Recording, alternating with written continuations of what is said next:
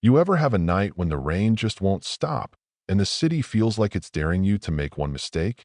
That was me, Marcus Sterling, staring out the 42nd floor window of my office, pretending the pounding November storm wasn't echoing the storm inside my own head. People think being a billionaire means you sleep easy, but let me tell you, money just gives your worries a bigger penthouse. That night, something felt off, like the universe was about to tap me on the shoulder and say, "Hey, pay attention. You're not as untouchable as you think." And man, was I right that I was in my office. King of a tech empire, the kind of place where mahogany shelves and Italian oak desks try to convince you you've earned every inch. On my desk sat quarterly reports that could put 1,000 families out of work or buy a private island, depending on which way I signed.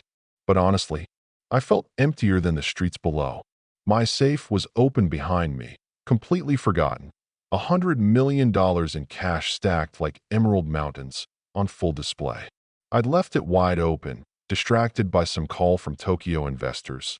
Just one of those little moments that can change everything if the universe decides tonight is your test. And the universe, it showed up all right.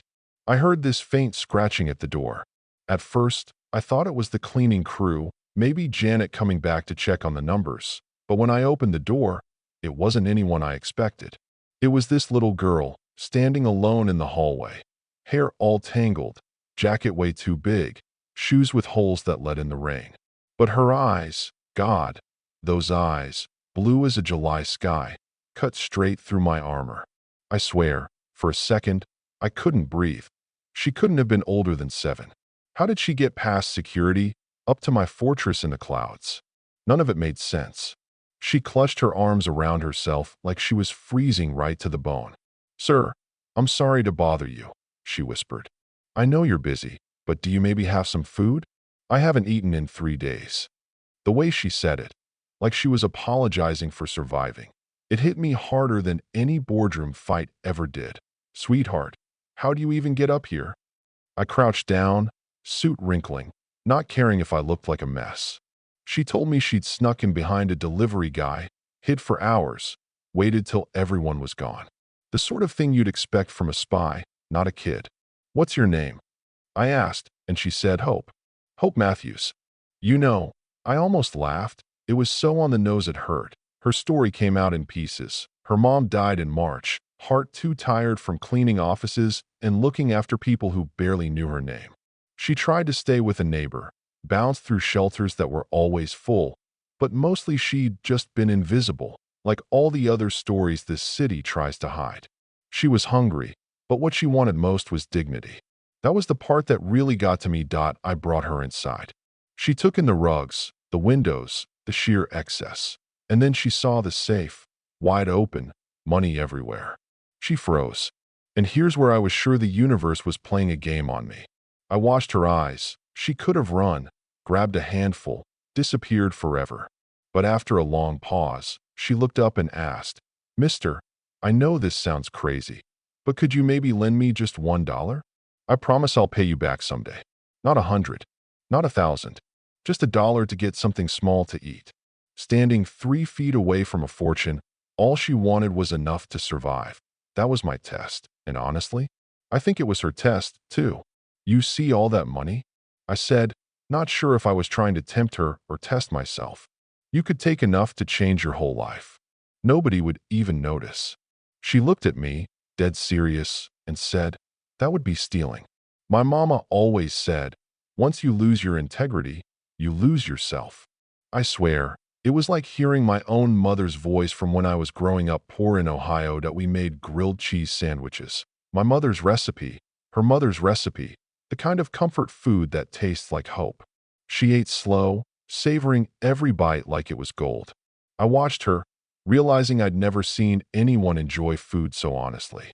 Afterward, I asked, "Why do you trust me?" She said, "Because you listened."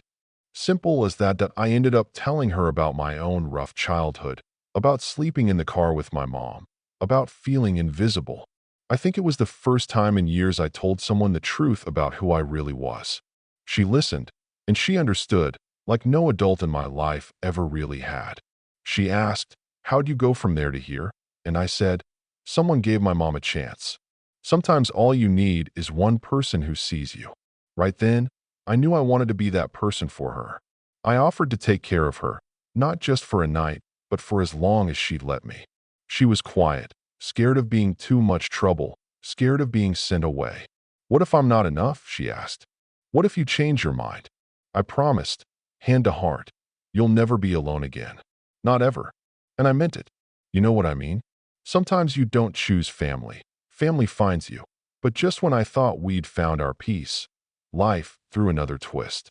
Social services showed up with questions and skepticism. "How did you find him, Hope?" they asked. She just shrugged, said, "I remembered Mama talking about the kind man who worked in the building with the pretty view." Turns out, her mom had cleaned my office for 2 years, left thank you notes, kept stories about me for Hope. This wasn't some random act of fate. It was a mother's plan, laid out over years, so her daughter would find safety if the worst ever happened. The universe doesn't just write stories. It gives them a roadmap. Adopting Hope wasn't simple. Legal fights, questions about my workaholic lifestyle, about whether a billionaire could love a child who'd known nothing but struggle. A woman claiming to be Hope's aunt came out of nowhere, tried to take custody, said she could give Hope a real family. But Hope, God, that girl, she said, family is who chooses you, not who shares your blood. When we dug into it, the woman was a fraud, just chasing a payday. Sometimes it's the kids who see through adults' games better than anyone.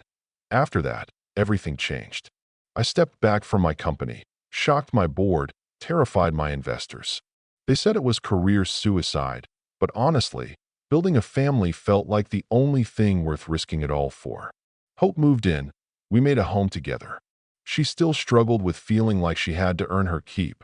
She'd clean, she'd cook, she'd apologize for just existing. But every day, we learned together that real love doesn't keep score. You just choose each other, again and again. We found a box in storage. Her mother had left journals, pictures, even a letter addressed to me. She wrote about watching me work, seeing me thank the night staff, believing I was the one who'd protect her daughter when she was gone. The letter ended. "Some things are bigger than coincidence. Some things are love reaching across impossible distances to bring people home." I still get chills reading it. Christmas morning, snow falling outside. Hope opened a locket her mother had left. A picture of them together, a promise engraved inside. "Love never ends." She looked up and asked, "Can I call you Dad now?" I've been called a lot of things in my life, but nothing ever hit like that. So yeah, the little girl who only wanted $1 changed everything. I kept my safe open that night by accident, but maybe it was never about the money at all. Maybe it was about leaving your heart open, about letting Hope walk in, hungry and tired, and showing you what real wealth looks like. Now I'm telling you this, not because I want sympathy or applause, but because maybe you've got a safe you didn't know was open. Maybe you're the person someone's looking for. Maybe you're the chance someone's mother is praying for right now. You don't have to be a billionaire. You just have to listen, to see people, to let yourself care. So, let me ask, what would you do if Hope knocked on your door, asking for just one small kindness? Would you answer? Would you risk your comfort to change someone's world? Because sometimes, the smallest request can reveal the biggest heart. And sometimes, the real miracles are just two people, lost and lonely, finding their way home to each other. If this story made you feel anything, anger, joy, maybe just the need to believe in a little more hope, leave a comment. Tell us where you're watching from. Share your thoughts about what's right, what's wrong, what family really means. Stories like this deserve to be told, not for the happy ending, but for the way they remind us all. Sometimes, love is the only thing that really matters, and maybe, just maybe, you'll be the next miracle someone needs.